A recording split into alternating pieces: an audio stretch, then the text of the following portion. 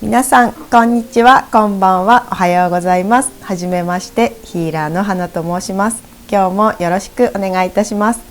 温かいコメント、チャンネル登録、グッドボタンで応援してくださり、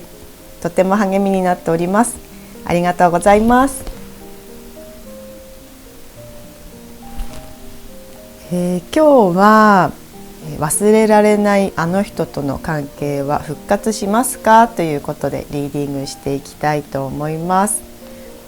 今日も皆さんが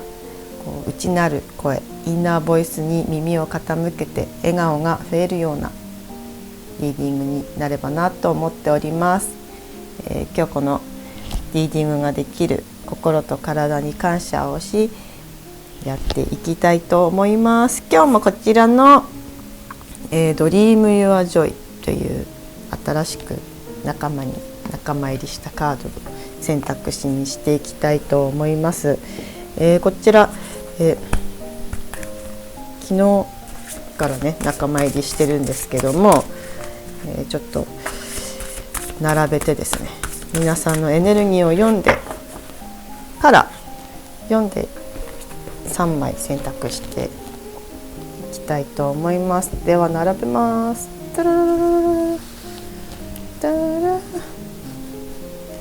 はい、ということでこの3枚ここからエネルギーを読んでいきたいと思います。その前に意識とカードと空間を浄化していきます。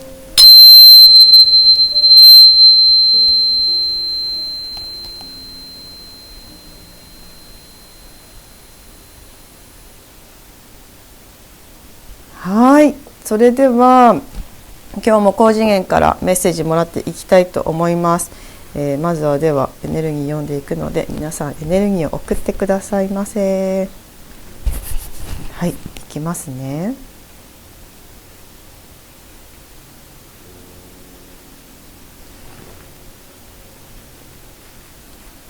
はい、こちらがホワイトラビットさん。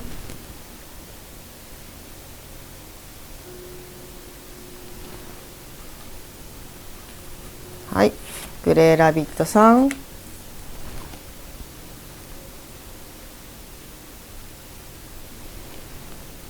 れか。はい、ブラウンラビットさん。こちらの3枚でリーディングしていきたいと思います。はい、それではタラララララッとタラララララッと、はい、こんな感じですかね。はい、それではこちらの3枚、直感でラビットさんから選んでいただいてもいいですし、カードから選んでいただいてもよろしいかなと思います。1枚選んでいただいて、もし、選べないよという方は2つご覧になってもよろしいかと思いますし、全部ご覧になって必要なメッセージ、心地いいメッセージをお受け取りいただいても良いかなと思います。ホワイトラビットさん、ブラウンラビットさん、間違えました、グレーラビットさん、ブラウンラビットさん。はい、それでは順番にオープンしていきます。タララララ、じゃん、かわいい。はい、かわいいカードです。はい、ホワイトラビットさん、グレーラビットさん。わあ、これもなんか不思議な、はい、ホワイトラビット、間違えました、グレーラビットさん。かわいいな。タラララン。わあ、はい、こちらブラウンラビットさんです。今日ちょっとずっとこちらのカード眺めていてかわいいなって思ったカードたちが出てきてくれています。はい、それでは、ホワイトラビットさんからリーディングしていきたいと思います。準備します。それではホワイトラビットさんを選んでくださった方のリーディングから始めていきたいと思います。忘れられないあの人との関係は復活しますかということで、あなた様のまず特徴から見ていきたいと思います。今日も大天使から来るカードで、2枚もらって、あなた様の特徴、これですね、見ていきますね。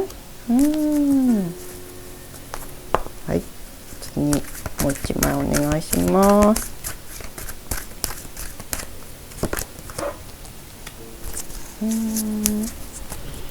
はい、読んでいきます。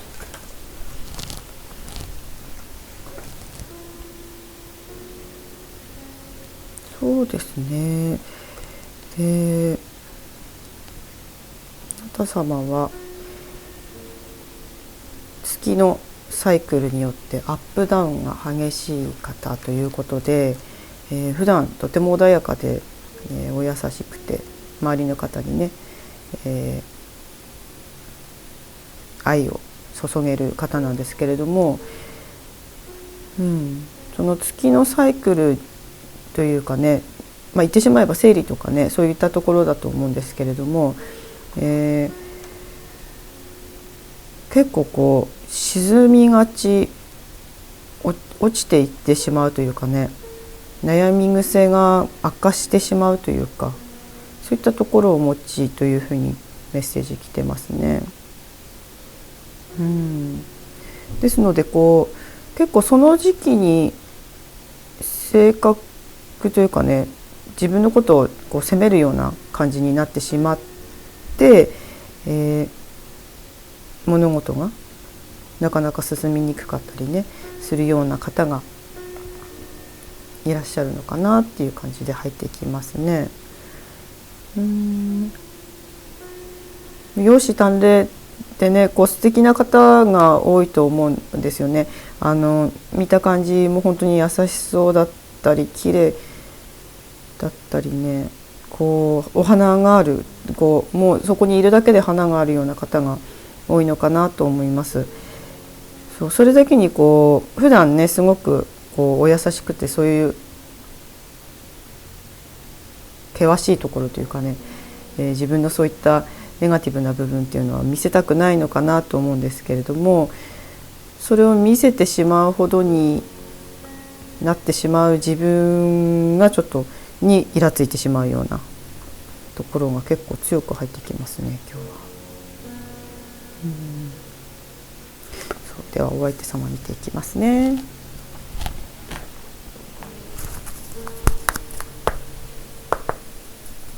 はい、じゃあ2枚お相手様の特徴ね見ていきます。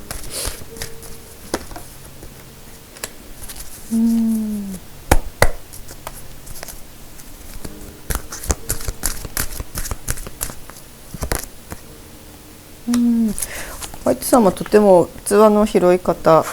何事にもね動じないようなところがあって、そうですね、リーダーシップも取っていける、まとめていくのがうまい方ですね。そして結構コミュニケーション能力、お言葉がねとても上手にこうコミュニケーション取れる感じが入ってきますね。あんまりねいろんな物事にこう本当に動じないので、何でもやっていけるというかね、自分をとても信じている、自分ってすごいなという自信、何でも自分に任せてくれっていうような器の大きさが結構入ってくるので、一緒にいてね頼もしいんじゃないかなという方ですね。そうエネルギッシュでねパワーもあるので、周りの方を圧倒させるような、ですのでお互いなんかそういう力がねあるのかなと思いますね。こう周りの方を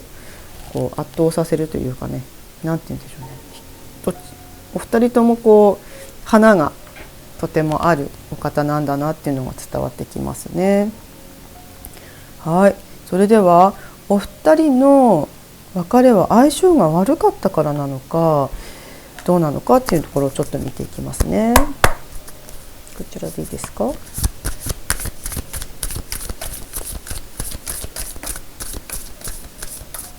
ムーンオクラで見ていきます。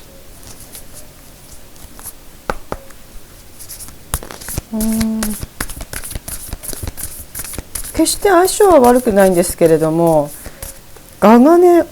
お互い強いのかなというのが出てますね。とてもね、読んでいきましょう。良い時とね、悪い時の差がはっきりしてるというか、根本大事にしてるものは一緒なんですけれども、全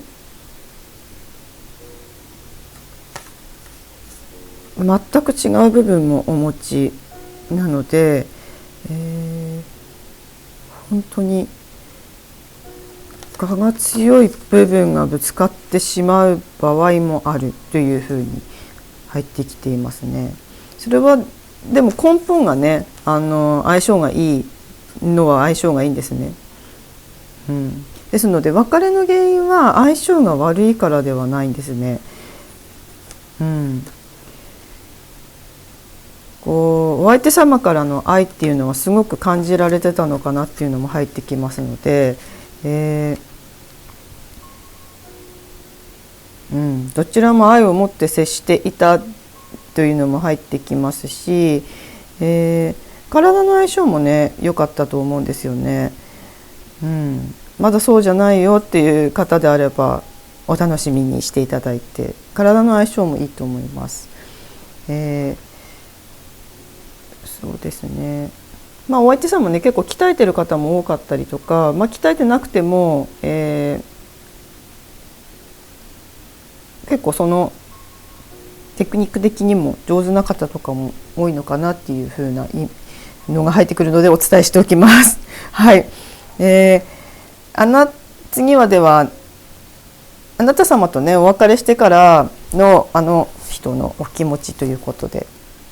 お気持ち様子ちょっと見ていこうかなと思います。この人の様子何で教えてくれますか？別れてからの様子はソフィーちゃんでいきますね。ソフィーオラクルちゃんが結構私にメッセージを強くくれます。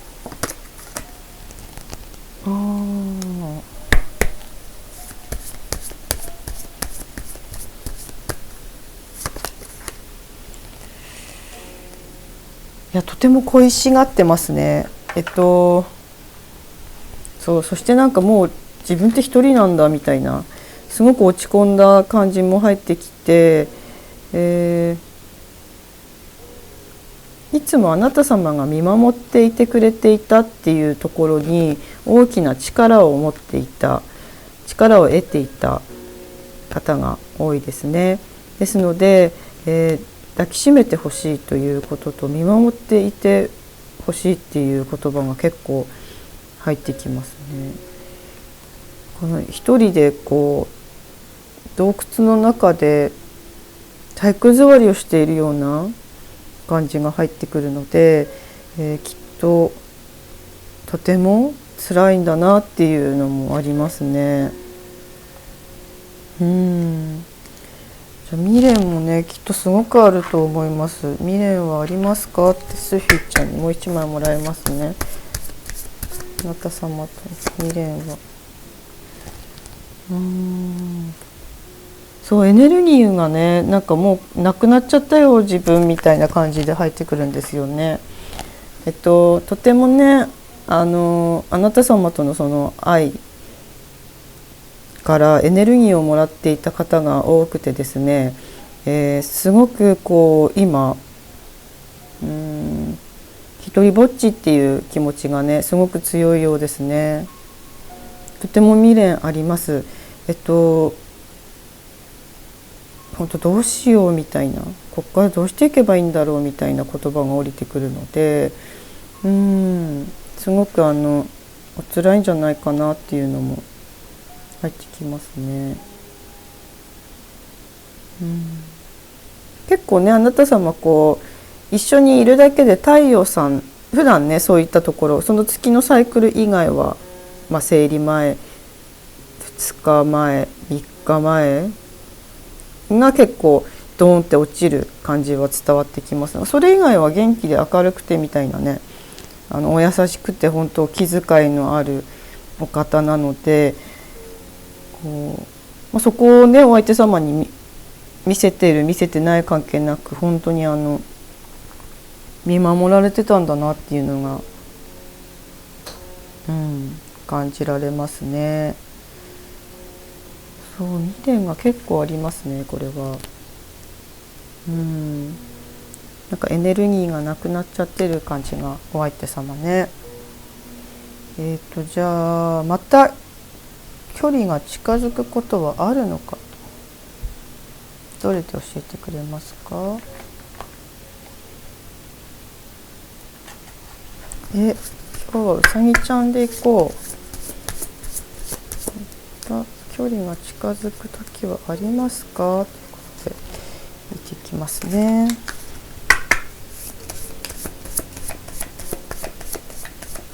2枚ください。ちょっとはい。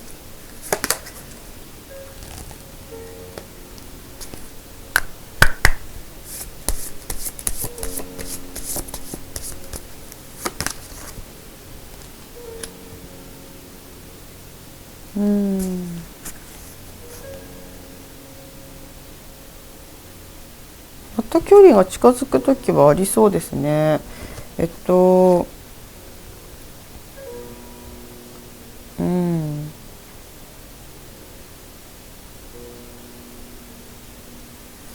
なんかお会いできる範囲にいらっしゃるのかしら。あなたがね様子を伺いに行けば見れるみたいな感じで入ってきますけども、そういう範囲にいらっしゃるのかしら。全然音信不通な感じだと様子見に行けないですけどもね。なんか様子見れる方が多いのかな、近くにいるのかな。どっちかっていうとね、なんかあなた様が様子を見に行くことで再会するような感じでは、距離がね近づく感じではあります。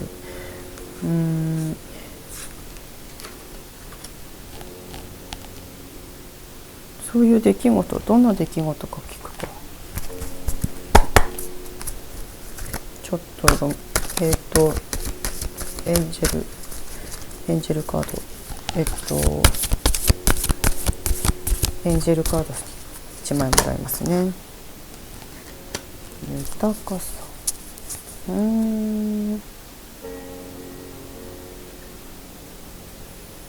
お相手様ね、お仕事とか忙しくてとか起業されたりとかね、別部署に行ったりした方が多いんだと思うんですけど、それかもう今移るのが決まってるとかね、3月ですしね、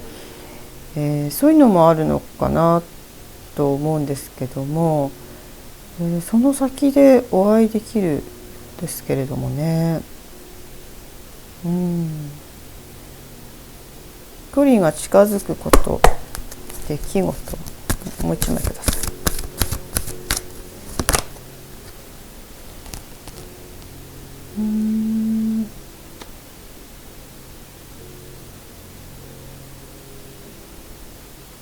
何かこうお風呂でね無になったり瞑想したり、お風呂じゃなくても瞑想したりした時にですね、今日ここ行ってみようかなって思った場所が、あなた様もお相手様も行く共通の場所だったりとか、それを狙っていくというよりは本当に直感が降りてきてっていう感じだと思うんですけれど、まさか今日行こうと思ってたわけじゃないけれども行ってみた場所、セミナーだったり、講習、あとそういう異業種交流会みたいなのとかね、なんか交流する場所でまた再会できるとも伝えてきてくれています。そういった場所に行かないんだよなという方であっても、少しね無になってお相手のことから逆に頭を離して無になってみることによって、な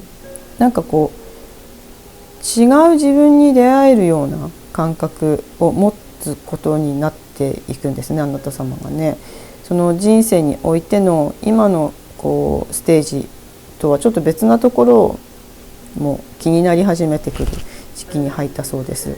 そういう時にここ行ってみようって思う時期になぜかその方がお相手様がいらっしゃったりする、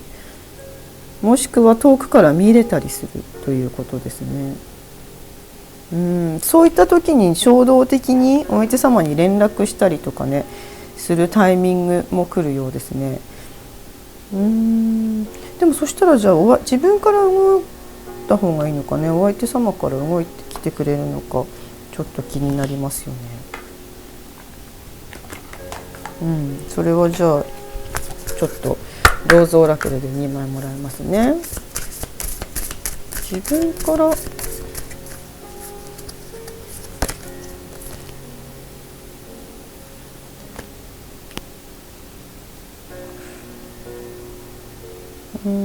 比較的でもお相手から動くのを待った方がねうまくいくとは言ってますね。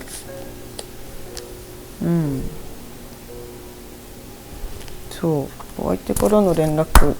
があった方が、スムーズに進むということでございます。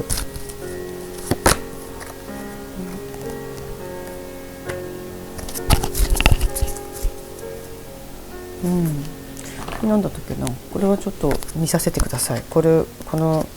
エンジェルカードなぜか覚えられない、逆に単語が入ってきてしまって、もっと良いことがあります。そうなんかねお相手から動いてきた方がこうスムーズには動いていくというメッセージなんですよね。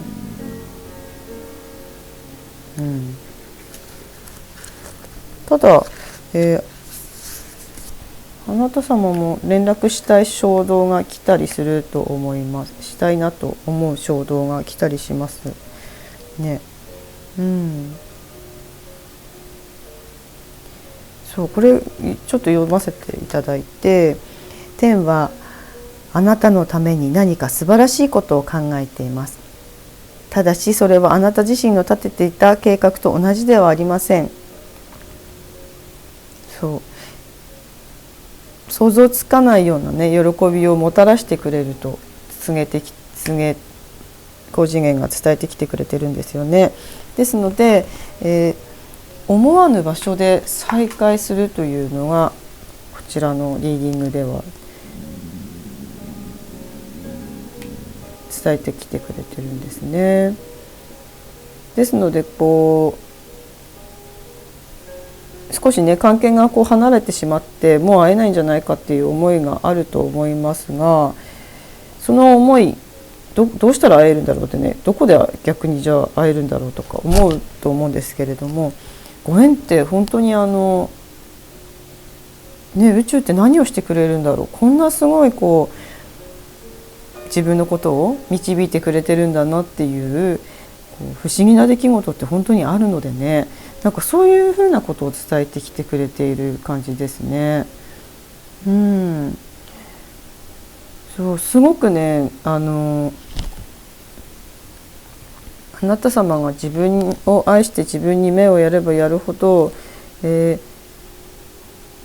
お相手様との距離は近くなっていきますね。もっといいことを準備してくれているそうなので、ちょっと楽しみですねこれはね。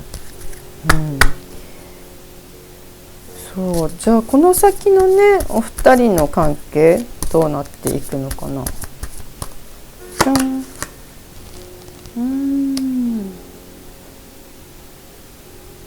そうね、過去世からね一緒にいた方もいて結構残ってますよね。ソウルメイトだったりしてね。も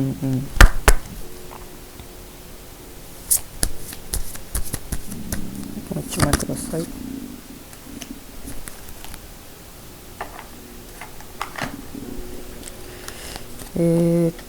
読んでいきますね。なんか今までは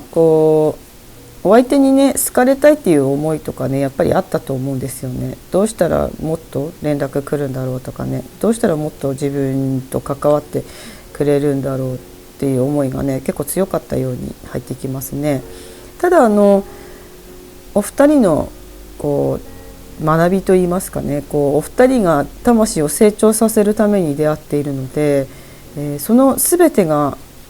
正解なんですね。やってきたこととかね、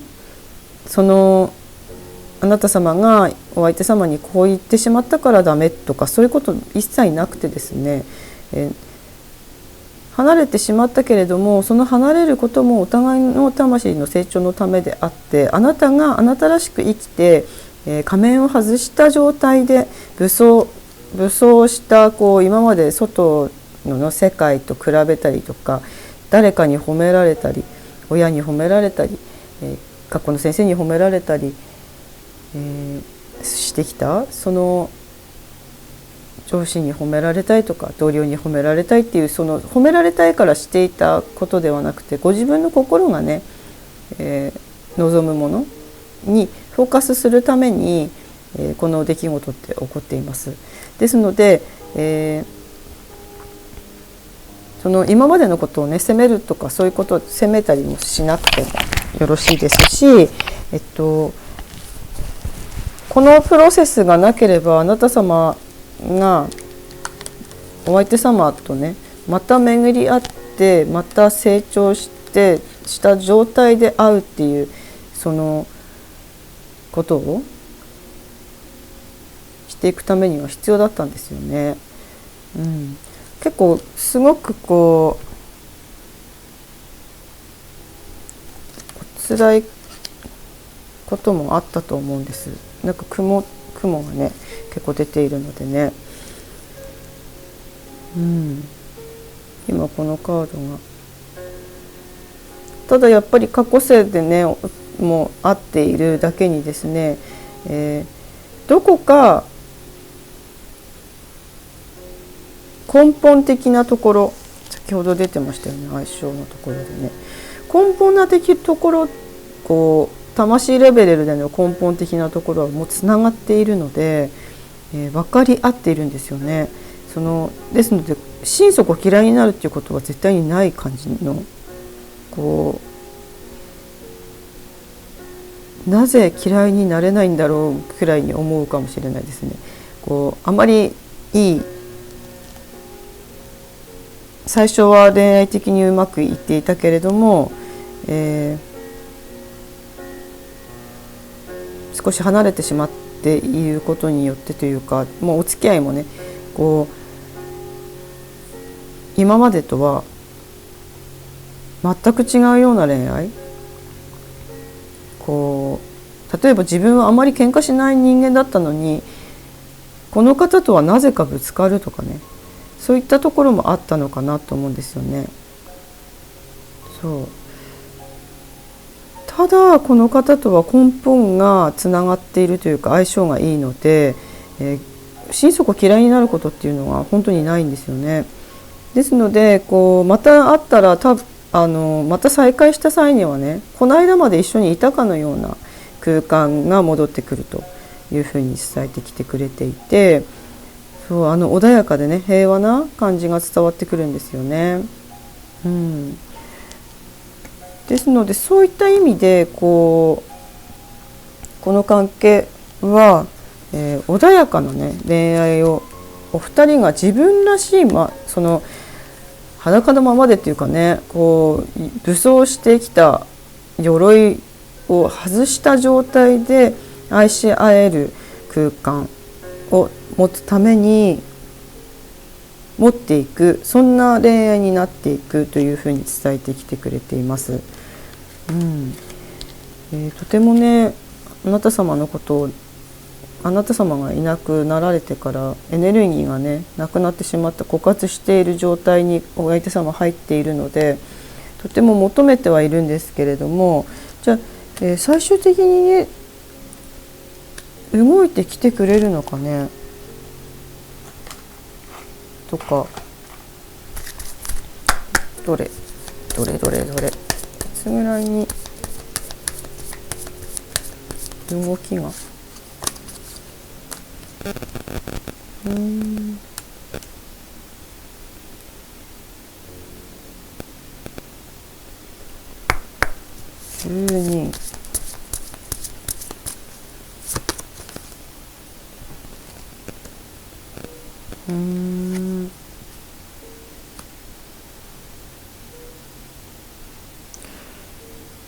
124月にね、なんか再開するというふうには来ています。きっとその思わぬ場所で出会う、再会するというふうには入ってきていますが、本格的な動きっていうのはそう11月12月と結構長引いてますね。ですのでこう11つく日12つく日もこの結構1122っていうのがねツインの感じが出てるんですけど、11月に何かお知らせがね来て12月っていう流れになると思うんですけど、そうですね、11月4月にじゃあ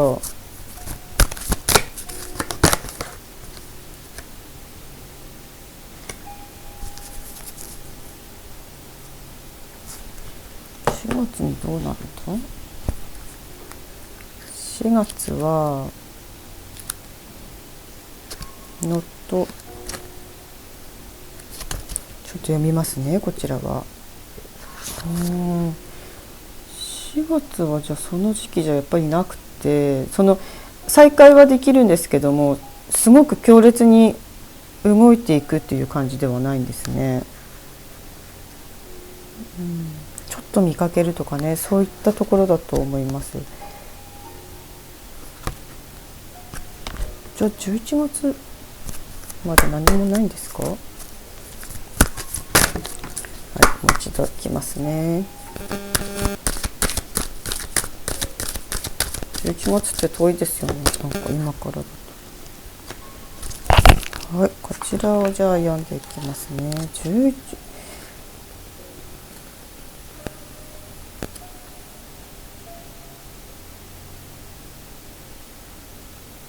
妥協しなさい。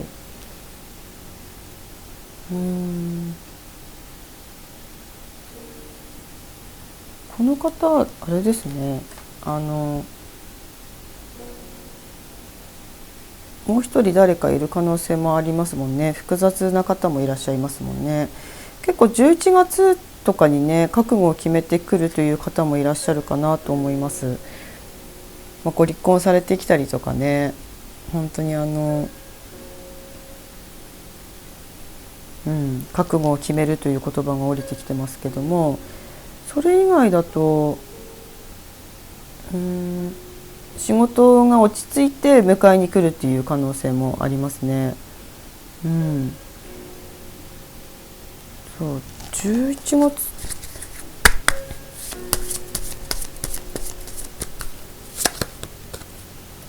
そうなんですよね、11月なんですよね。もしくは11週間後11のつく日がかなり有力なんじゃないかなと思います。11週間後はどのぐらい ?3 ヶ月4ヶ月ぐらい。そうその時に再開する可能性が一番高いですね。そしたら最終的にね復縁がどうなっていくのか見ましょう。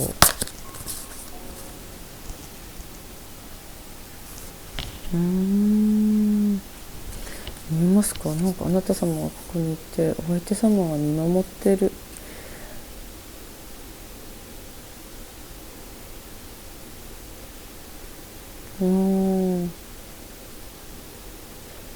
復縁ねされますね。お子さん望んでいる方とかもいるのかな。お子さんが見えますね。もしくはもういらっしゃるお子さんが見えますね。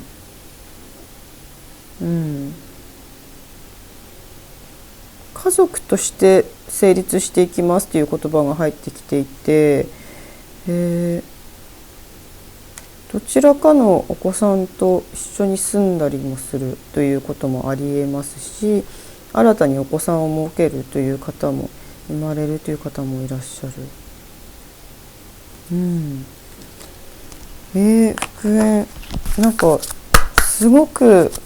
子供っていうのが入ってきます。そうじゃないよという方であればどうなんだ。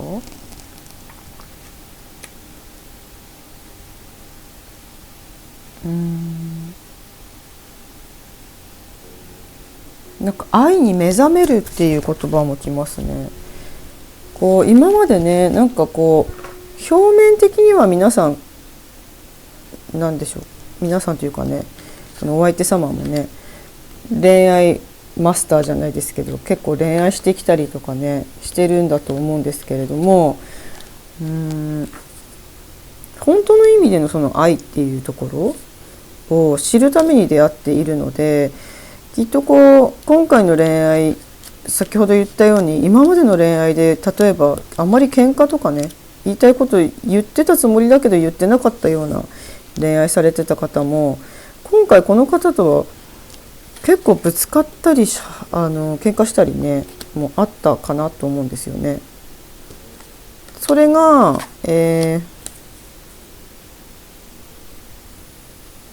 相性が悪いからではなくて、逆にこうお互い魂を震わせるというか、魂を磨き合うために会っているので、今回この恋愛でお互い本当の意味での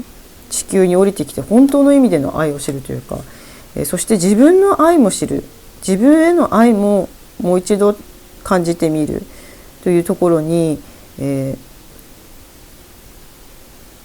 向かっていく。そのことによってお二人とも再会して愛し愛されるパートナーシップとなっていくということなので、まずもってね、こう自分自身を愛していくというところにやはり目を向けてくださいっていうところもありますね。その間に、ちょっと11週間後11つく日11月ってなるとちょっと長いなと感じるかもしれないんですけれども、その間にご自分がね、本気で自分と向き合って、自分の感情一つ一つこう、例えば彼を思い出して涙するにしても、その時の自分の感情っていうのは、過去を振り返ってこういうことしなければよかったとかね、そういうふうなところではなくて、全て最善で動いている中での自分に何を気づかせてくれたんだろうというところに、着目してほしいそうです。この恋愛っていうのは私が、こう未熟なところを責めるとかそういう必要はないんですけれども、彼はここを気づかせてほしかったんだな、それを気づいたことによってもっと自分を愛そうという気持ちが生まれるというところを、意識してほしいそうです。いや、なんか言えてますかね。なんかお口が今日勝手に結構愛についてっていうことをね伝えてっていう風に来るんですけども、ね、なんかメッセージが降りてきて結構早口になってたかな、口走ってるような感じに今ファってなったんですけど、ということでお二人ともねエネルギーを、そういった営み、夜の営みとかもねエネルギーの交換なので、お互いが自分の愛で満たされている状態ですることによってさらにお二人がね輝いていけるというふうにも伝えてきてくれているので、復縁は可能なんですが、自分の愛を自分で満たしていった先にありますよというリーディングになりますね、こちらね。そうなのでなんか自分はどうしたら今心地いいのか、自分ってどうしてあげたら楽しめるのかとかね、こうすごくこう楽しそうに見えますよね。どうしたら自分って楽しいのかなって自分に聞いてみるみたいな、常に自分に問いかけて過ごしてみることによって、おのずとお相手様とのその距離、こう急にね言葉というか、あ、私これ傲慢だったなとか、例えばね、何か私これなんで傲慢になってたんだろうなとか、なんでここで寂しいと感じたのかなとか、いろいろな感情って出てくると思うんですけれども、それってやはりこう自分自身がね自分を認められてなかったっていうところ、自分を愛してなかったっていうところに行き着くんですよね。それを一つ一つ自分の感情を丁寧に扱うことで、あなた様の恋愛成就、復縁成就が叶っていくそうです。じゃあ最後に宇宙さんから1枚もらって締めていきたいと。あなた様のね中に全て答えがある、ですね。ですので、ここでも出て少し瞑想してみたりとかしてね、自分の肉体を持ってる、いつも思考で動いている自分の心と、宇宙視点のね、ノンフィジカルな視点というか、こう宇宙の視点というか、もう一人の自分、心の声、こうよく私は内なる声とかインナーボイスとかね言いますが、そういう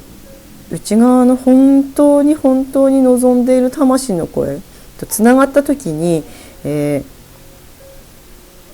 相手に愛されていなくても自分自身が自分を愛していることで満たされていく感覚っていうのを取り戻せるんですね。それが一番早くできるのが瞑想だったりするので、結構瞑想を私進めてるんですけども、その感覚をね取り戻した時に、あなた様本当に心から自分自身も好きだし、お相手様のことも好き、そしてそのお互いのあふれたところの愛で恋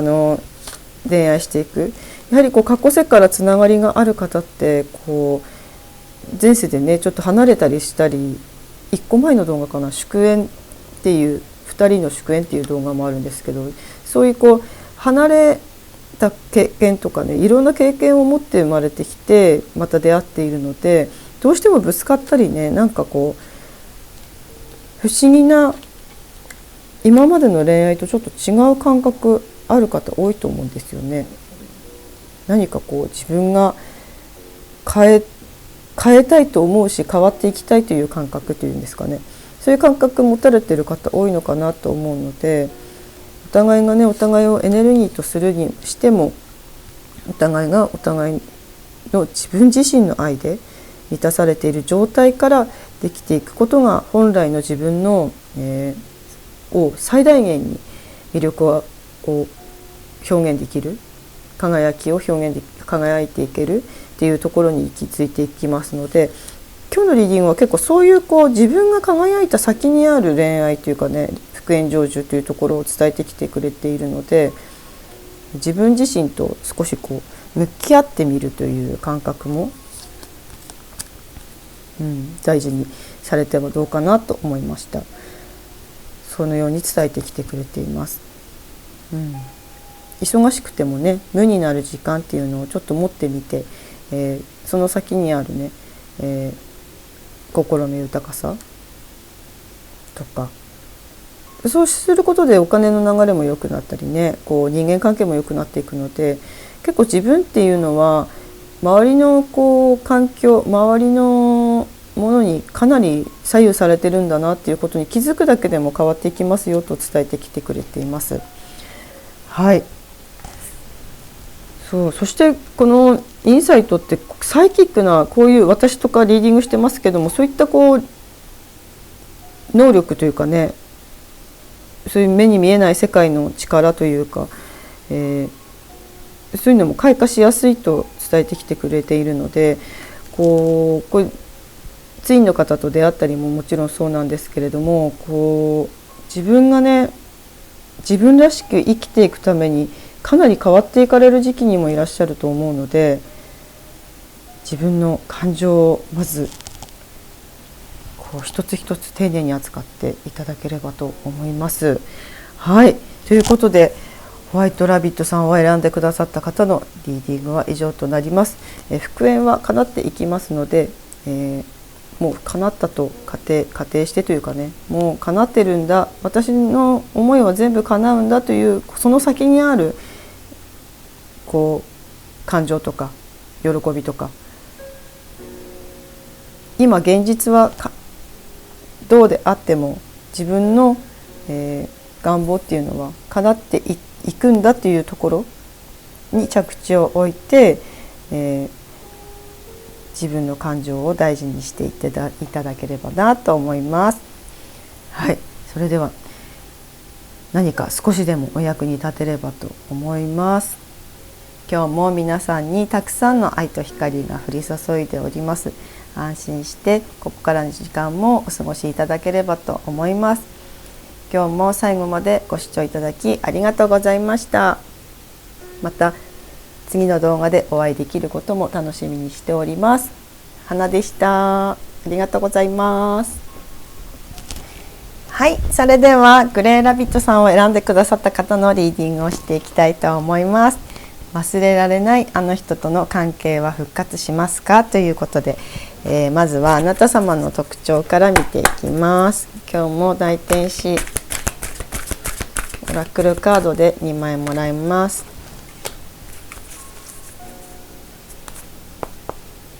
とてもね、頭の回転が速くて賢いっていう風にね入ってきますね。文武両道スポーツもできるし勉学もできていた、勉強もしてできる方なんですね。そしてインドアでもあるしアウトドアでもあるみたいな、本も読んでね、お家にいるのもありだし、キャンプとかもねそんなに嫌じゃなくできるっていうか、その虫嫌いみたいなのもなくという風に来てますね。結構緑のあるところでね癒される方が多いんですね。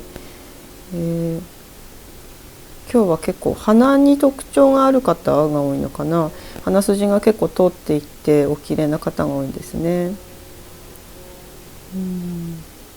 お綺麗、かっこいい。そう、頭の回転がすごく早いですね。はい、ということで、ではお相手様見ていきますね。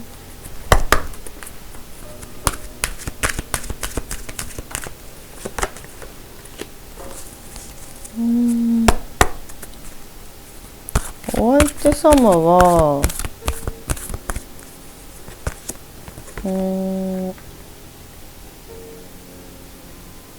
お相手様も鼻に特徴がありますね。お顔似てますかね、お二人ね。なんか結構似てると言われる方がね多いかもしれないですね。こちらの方は結構こうお野菜に気を使ったりね、食べるものに結構気を使われてますね。例えばビールはお腹が出るから一杯までとかね、なんかそういうこう気を使ってるっていう、お野菜中心の食事を心がけたりねする方が多いのかな。男性であっても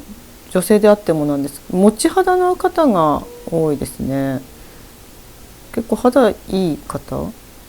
年齢にしてはというかねもうそうですし、シワっぽさもない方もご年齢お若く見えるってことですね。そう。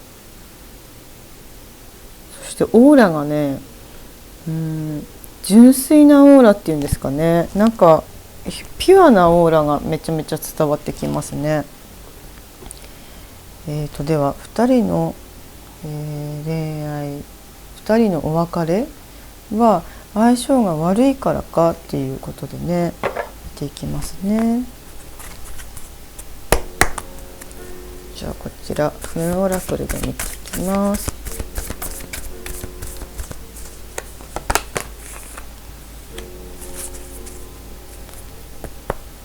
皆さん価値観違うと思うんですけれども、結構価値観がね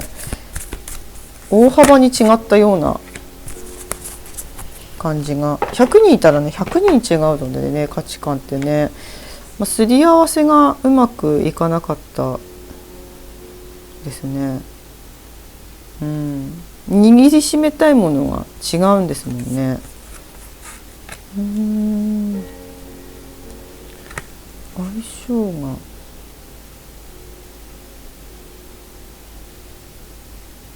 相性は悪くないんですが、どちらかの思いが強すぎたというふうに入ってきますね。そのバランスがちょっと崩れているだそうです。そうですね。なんか価値観が結構重要だったんですね、このお二人にとってね。そう、じゃああの人とあなた様と別れてからのあの方の様子いかがですか。2枚ください。スフィちゃんで見ていきますね。こ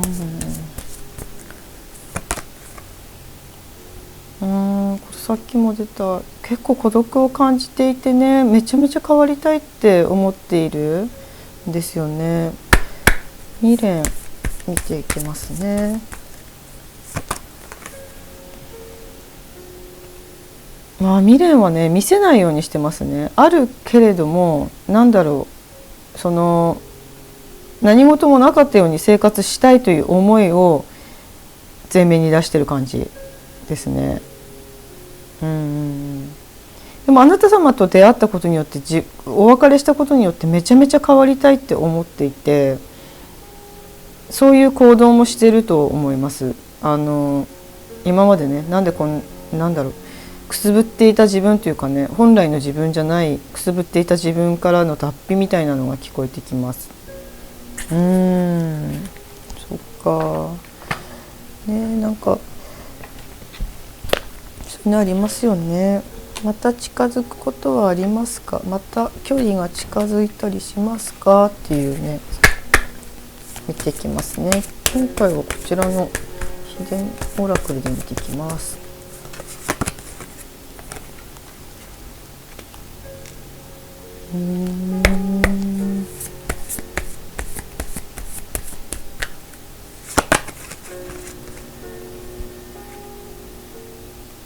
結構ね、離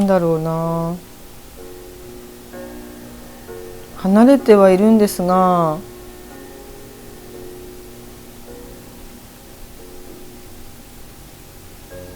また一緒になるっていうのがもう分かっていらっしゃる方も多いですね。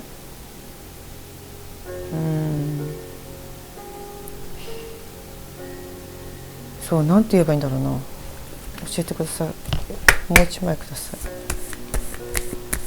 距離は近づくことはありますか。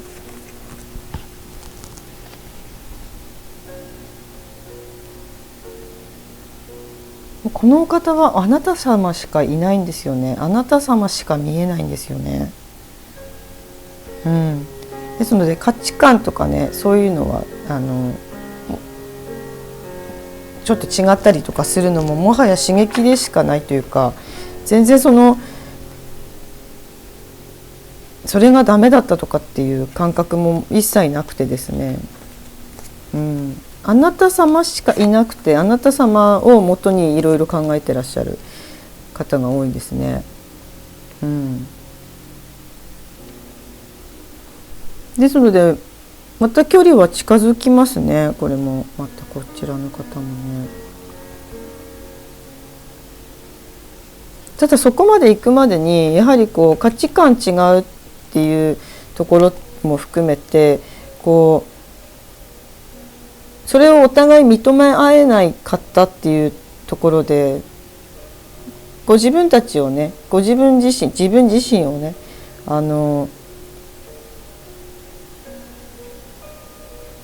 愛して信頼してっていうところのプロセスが必要になるというふうに伝えてきてくれていて、その変わりたいってお相手様も思ってるところっていうのが、本当はそのプライドみたいなのっていうのは結局こう自分自身を認められてないから愛せてないから出てしまう部分っていうのを自分で感じてるんですね。ですので早くあなた様に認めてもらいたいと思う反面自分のことも認めたいという思いを持ってらっしゃるということでございます。ですので距離は近づいてはいくんですけれどもやはりお互いにそういった部分を手放すその自分、その価値観のすり合わせのところでねなんかこう自分がの価値を、相手に示してしまうっていうね示して認めてもらわないともっと愛してみたいになってしまっていたというところをお互いに持ってらっしゃるそうです。それをお互いがねまた戻ってホームとなってというか本当にまた再会した時にはねその自分の、自分が自分を愛して溢れたところでの愛情でいい素晴らしいパートナーシップを築いていく形に持っていけるように今の別れがあると。ですのでここからそういった、距離が近づくような出来事はどういうところであるのかな。ローズオラクルで2枚もらいますね。なんかナチュラルフードのお店とかにお互い通ってたんですかね。なんかそういうお店とか、ナチュラルというスパ活してたんですかね。なんかそれもどっちかですかね。なんかそういう健康に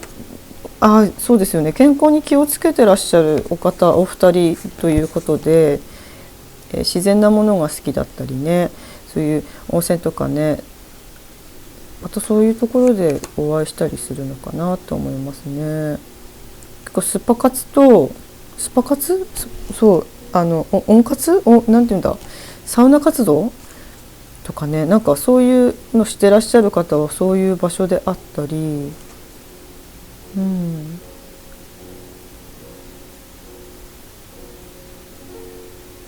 ダンスしてる人もいるかな。なんかそういうのも入ってきますね。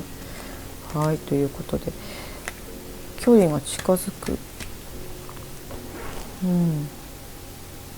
連絡とかはねどうなっていくのかな。連絡はじゃあどちらからねしていく。相手から来ますか。こ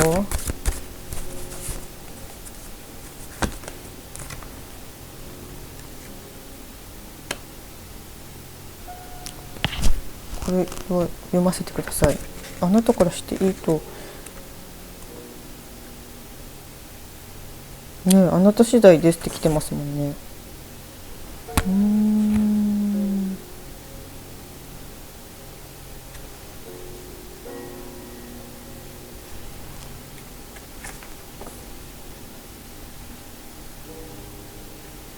偶然に巡り合った段階で連絡する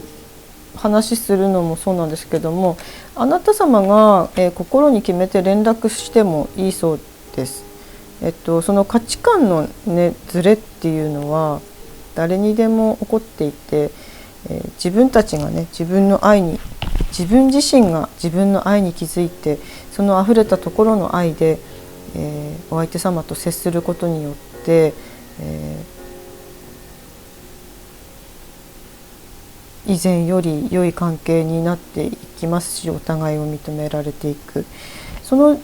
段階で今メッセージが降りてきたのに申し訳ありません。水飲みます。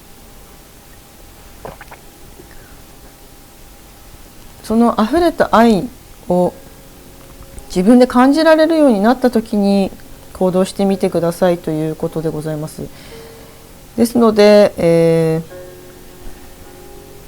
結構ねこう自分がこの選択肢のカードなんですけども、自分が結構悩んでいて雨が降っているような自分にね、そういう時っていうのは、思い詰めてお相手様にね連絡したりとか、結構重い波動とかでね連絡しちゃうと、相手にこれは本当に科学の世界というかね、量子力学の世界なんですけども、その元気って一言送ったその波動でさえも、重い波動っていうのは波動で伝わっているんですよね。ですので本当に自分の心がね、軽やかにというかね、あなたがいてもいなくても私は幸せなんだけれども、今日なんとなく連絡したいんだよねというようなね、例えば、何が何でもあなたじゃなければダメなのよみたいな、その重い感じではなくて、その軽い波動でいた方が必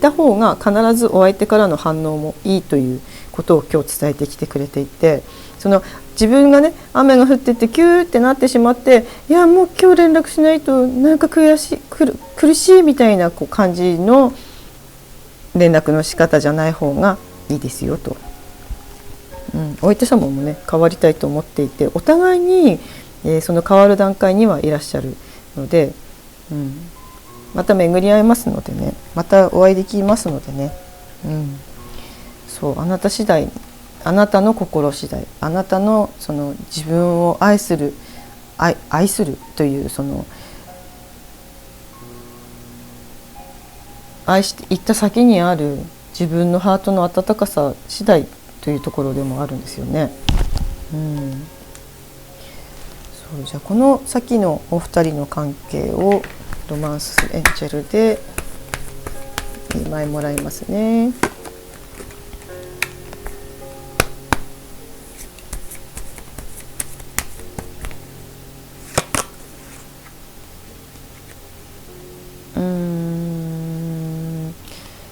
どちらかというとね、先ほど言ったようにその自分の感情が切羽詰まってお相手に連絡したりとかねする時っていうのは、相手をコントロールしたいとかね、相手をなんとか自分に向かせたい、なんで分かってくれないのみたいな感じになっていらっしゃったけれども、その感情、それを手放すという、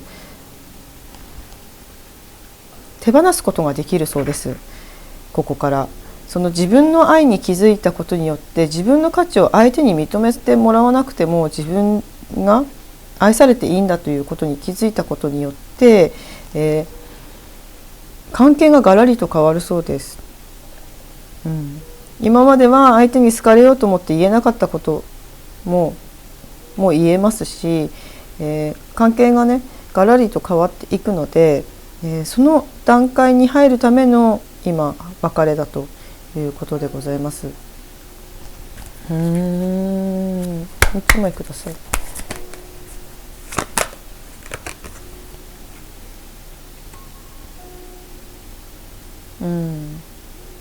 あなた様でも他にもね表になる方だと思うんですよね。他にもあなた様好きな方っていらっしゃって、その方とでも良くなるというか、言い方がちょっとあれですかね、自分のその愛に気づいていくその過程の中で、自分っていうのはもっと愛されていいし、自分のことこんなに自分が愛してるんだからもっと愛されていいし、もっと大切に扱われていい存在だっていうことを、気づいていくと、モテ期というかね、周りの方にもとてもモテるようになるそうです。ですので何でしょうね、この人じゃなきゃいけないみたいな感情ではなく、復活してもねしなくても、私は私を愛しているから大丈夫、私は私を愛すること、そしてリラックスして心地よく過ごすことが私の、仕事っていうかね、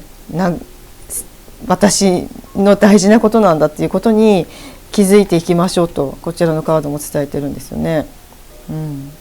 本当あなた次第みたいな、あなたが望んだ未来は今あなたが今考えてる望んでる未来は叶っていきますよというメッセージなんですよね。すごい。そしたらね、最後に、最終的に復縁できますかということで、もう一枚もらっていこうかな。ドマンスちゃんからね。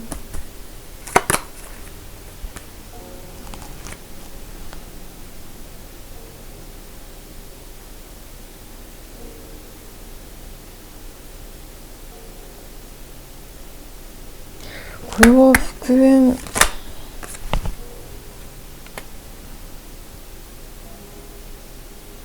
こっからね、なんか本当に復縁してしまうとね、すごく早い段階で動いていきます。すぐに授かり婚になったりする方もいらっしゃるっていうふうに最初に入ってきたんですけども、ですので、時期、あなた様があなた様のことを見つめてあげるのが本当に大事で、5月に動いてきますね。結構ね、早い段階で動いていくので、今お相手がいて逆にできないことを目いっぱいやってみてください。お相手がいてできないことってないかもしれないですけど、例えばこう気を使っていてできなかったこととかね、なんか相手のためにしていたけど自分のためにしていなかったこととかね、相手としたくてやってなかったけどしてなかったこととかも、13日5月13日とかね、なんかそういうのを自分で、こう心にね聞いてみて、結婚されても何でもできるんですけども、なんか自分で遠慮しちゃいそうなところを逆に遠慮しない自分になるためにというかね、どんな自分でも愛されるっていうことをこう今のうちからもう復縁したと思ってね、もう復縁した自分でどんな自分でも愛されるっていうところ、これも遠慮してできなかったかもしれないっていうところをやってみてくださいっていうふうに今メッセージ来てますね。この方は結構ね、早い段階で動いていきます。一致つく日もいいですね。はい、ということで、復縁していかれると思います。結構復縁したら早い動きで、物事がスムーズに進みすぎてびっくりするかもしれないですね。今までね、なんでこんなにいろんなものを握りしめていたんだろうという感情を手放してみてください。特にお相手に向けていた感情をね、自分に向けてみてください。その泣いている涙もね、あなたらしくなってほしくて泣いているので、心がね、あなたがあなたを思い出していくと喜びの涙になりますのでね、そういうことを伝えてきてくれています。では最後に宇宙さんから1枚もらって終わりにしていきたいと思います。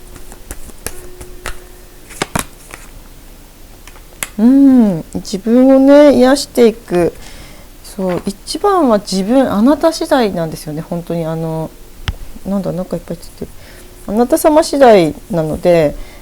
あなた様の心が全て反映される世界なんです、この世の中っていうのはね。ですので、泣いたら泣いた分悲しい、今自分がこう被害者みたいな、こう悲しいみたいなエゴの声なんですけど、それも今までのその経験の中で出てきているエゴの声に、惑わされないというかね、これは自分の思い込みというか思い癖なんだと。そのエゴの声も、私を守るためには出てきてくれているけれども、私を惨めな気持ちとかね、罪悪感とか生ませるのもエゴの声なんですね。その声をちょっと無視してあげるっていうかね、そのためにも自分を癒して瞑想したりとかね、自分のそのハートの温かさ、自分自身が癒す力っていうのは自分にあるんですね。大丈夫だよと、あなたがあなたの心を丁寧に扱う、感情を丁寧に扱うことで、あなた様の運命は大きく変わっていきます。お相手との恋愛成就も大きく変わっていきますというふうに今回のリーディングは伝えてきてくれています。再開したら早いので、それまでに、自分の心が、これは結婚しても一緒にいる、どなたかと一緒にいるようになっても、どういった状態であっても、結局は自分の心が満たされてないと、どんな方といっても必ず、このお別れした時のその気持ちっていうのも結果お相手のせいではないんですよね。お相手が自分に見せてくれているだけなので、この一回経験して、お別れを経験して相手の愛がなくなったから別れたんじゃないっていうこと、お別れしたんじゃないっていうところにも気づいていってほしいそうです。自分をまず見つめて、癒して、許して、心地よさ、幸せだと感じる選択をここからしていってほしいそうです。はい、では、グレイラビットさんのリーディング以上でございました。今日も最後までご視聴いただきありがとうございます。今日も皆さんにね、たくさんの愛と光が降り注いでおります。安心して、ここからの時間もお過ごしいただければなと思います。はい、それではまた次の動画でお会いできることも楽しみにしております。何か少しでもお役に立てればと思います。ありがとうございました。花でした。はい、それではブラウンラビットさんを選んでくださった方のリーディングをしていきたいと思います。忘れられないあの人との関係は復活しますかということでリーディングしていきます。まずはあなた様の特徴から見ていきますね。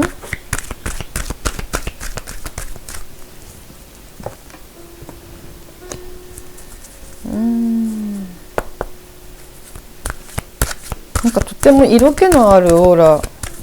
が今入ってきましたね。今回はこちらのカードからは色気が、セクシーな方が多いんですかね。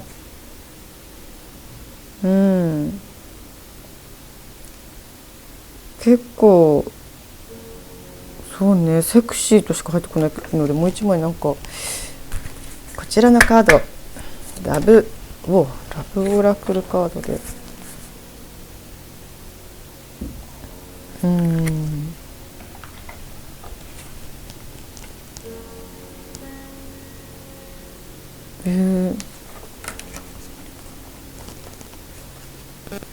オーラで圧倒するような方ですね。なんかこう場が和む、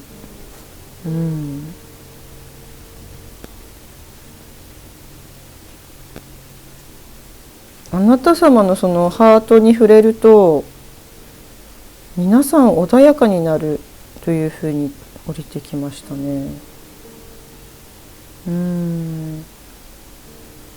特にこう意識してまとめようとか、みんなをまとめようとか思っていなくても、あなた様のところにいろんな方が集まってきて、あなた様が仕切ってるような、まとめてるようなことが多いのかなと思いますね。長女だったりとかねするんですかね。あと双子さんもいるかもしれない。なんかこう、長女長男っていう感じです。こう一番上っていう感じの人も多いのかな。なんかもしくはそういう気質、結構ね2番目に生まれても長女みたいな感じの方もいると思うんですけども、なんかそういうこうまとめる役というふうに入ってきますね。はい、では、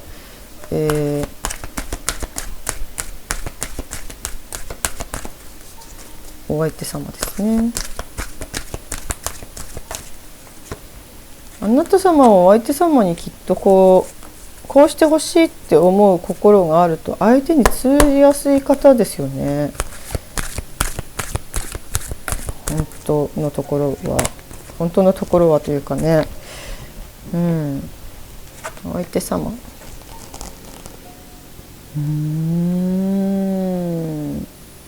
相手様もセクシーな方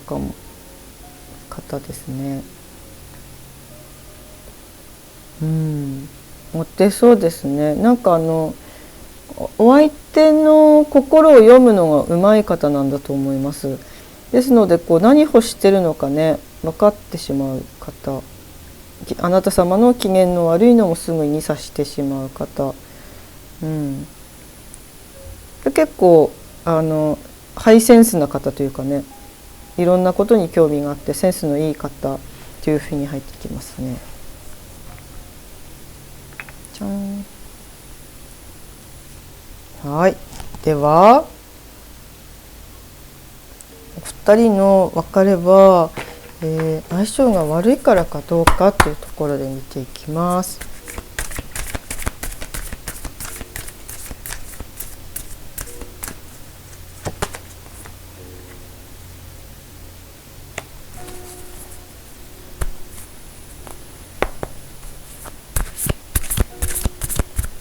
もう一枚ください。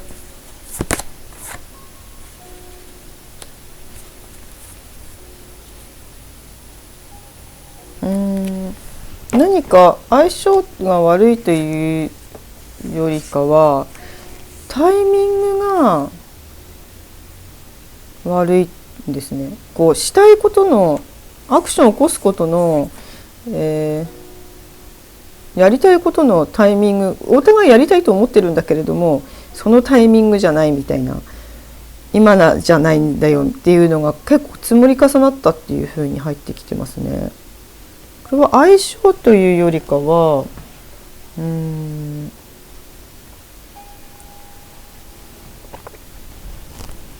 相性というよりかは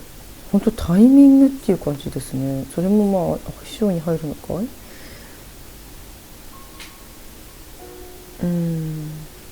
歯車って感じですね。歯車が一つ噛み合えばうまくいくみたいなね感じのニュアンスのものが入ってくるので、決して相性が悪いわけではなくて、そのネジが一個カチャってやったらぴったりはまるっていう感覚が降りてきますね。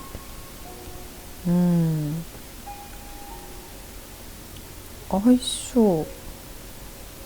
相性が悪いわけではないんですよ。そうではあなた様とちょっと別れてからのお相手様の様子ね、未練見ていきますね。これはちょっと違いますね。まず様子2枚ください。ち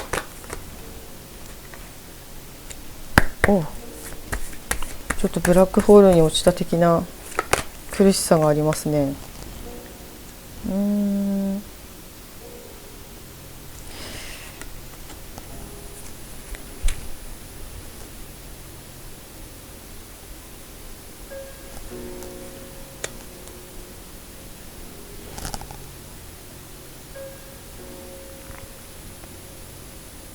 結構ね妊娠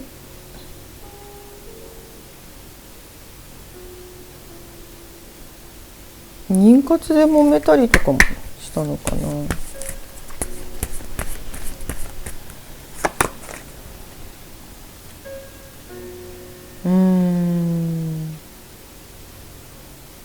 妊活とかご結婚とか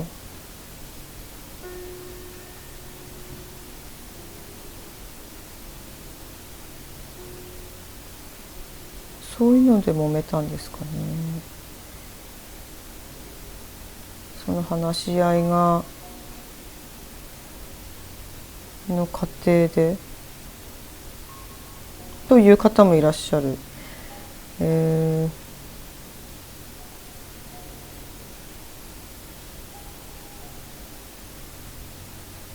未練はありますね。未練、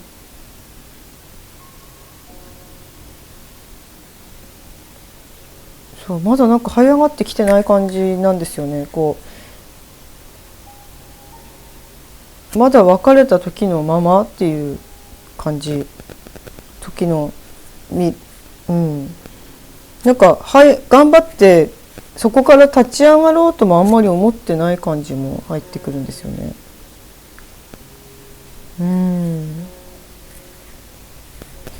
そっか。そしたら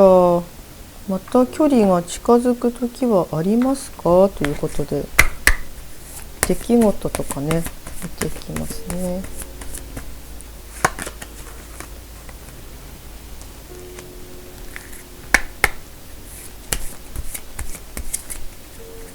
なかなか近づけないタイプの方ですね。一回終わるとシャッターが降りてますね。今まだね、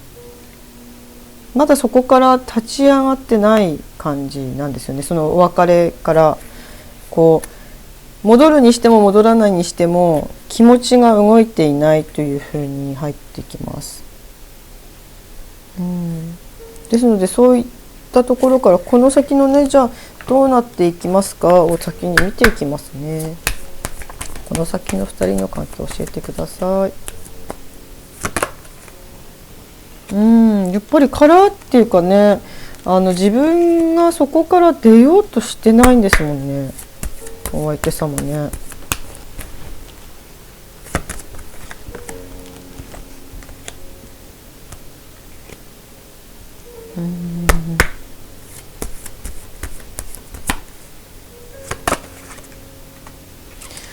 そう、全部止まってるので、すぐにはこの先の関係動いてこないですね。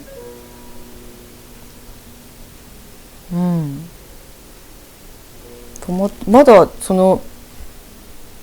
こう止まったままのところにいらっしゃいます、こちらの方。じゃあ復縁できますかというので、ローズオラクルで聞いていきますね。2枚ください。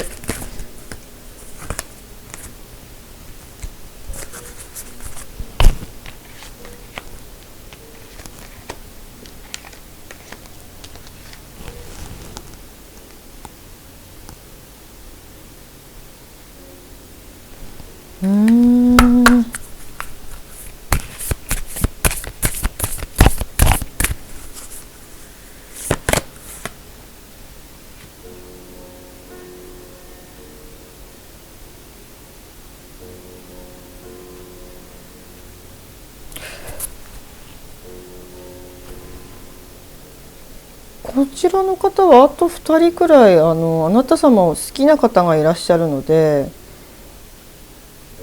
今のお相手様の他にね。なのでこ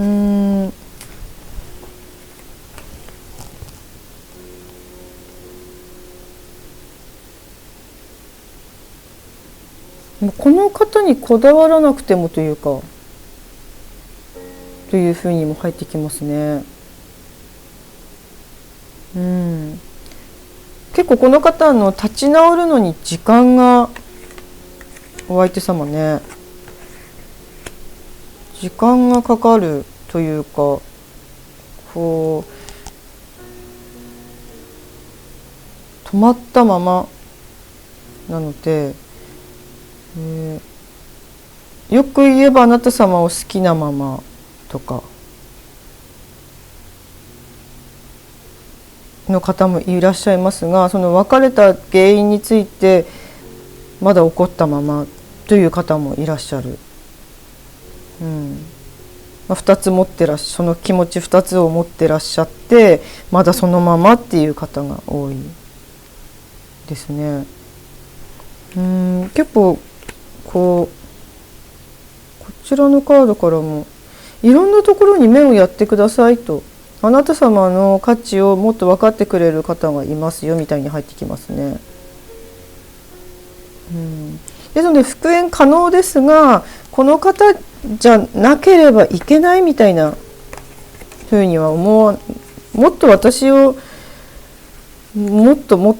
ともう広い範囲で、広い視野でもっと、もっと望んでいいんですよっていうね、そのもっとが、今制限をつけた世界の中でお相手を見て、自分はこの人がいいなと思ってるかもしれないけれども、もっとその制限、自分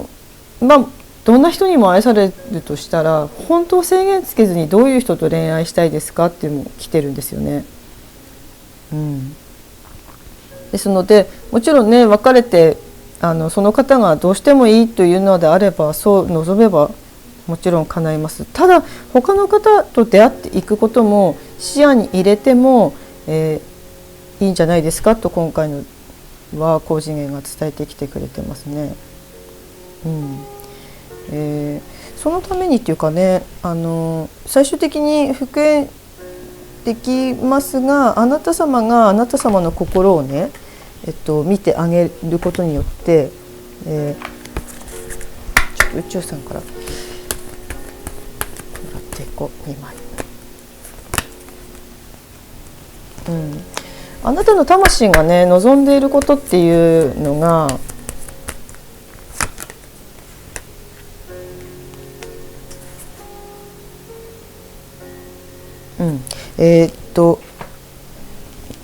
自分の心と自分の心の声を聞いていくことによって、忙しい方は少し脳をね休めてみたり瞑想してみたりすることによって、あなたの心と体とね魂がつながっていきますよと、その時のその心の声、例えば今、あなた様がそのパートナーに未練があってこのリーディングを見ているかもしれないんですけれども、本当はその人じゃないというのを自分で知っているとかね、もっといい人がいると魂は思っている、次の恋愛にもう進んでもいいと思っているという方も多くいらっしゃるというふうに入ってきてます。何が何でもね、この方でなければいけないという感覚を、手放すことによってあなた様の人生は大きく動いていきますよということでございます。ですので、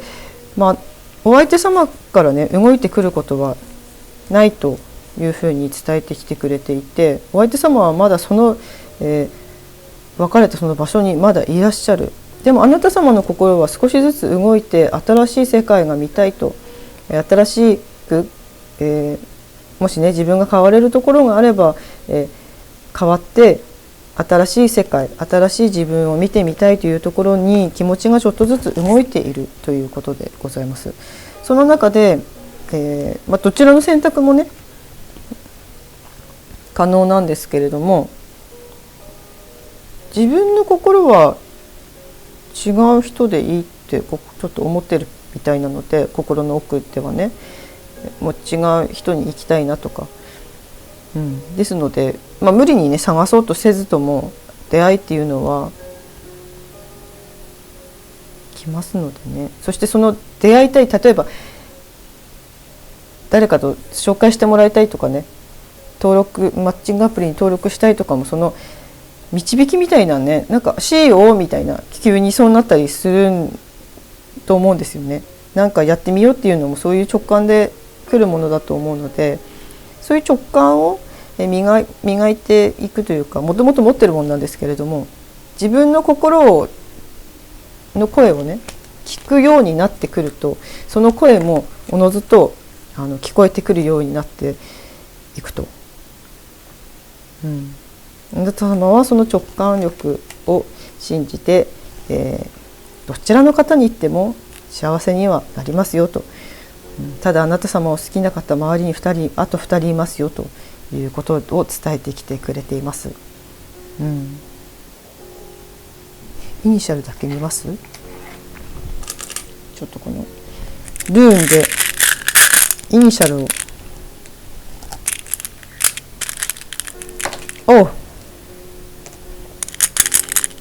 はい、じゃあこちらイニシャルだけ、周りでお好きな方、あなた様をどれ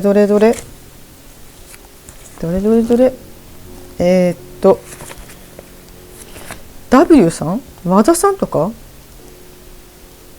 これが J さん、ジンさん、純也さんとかねかな、 N さん、はいと、じゃあせっかくだからあれも見よう、星座も見よう。はい、星座3枚、天秤座さん、周りにいる人でね、誰だろう、双子座さん、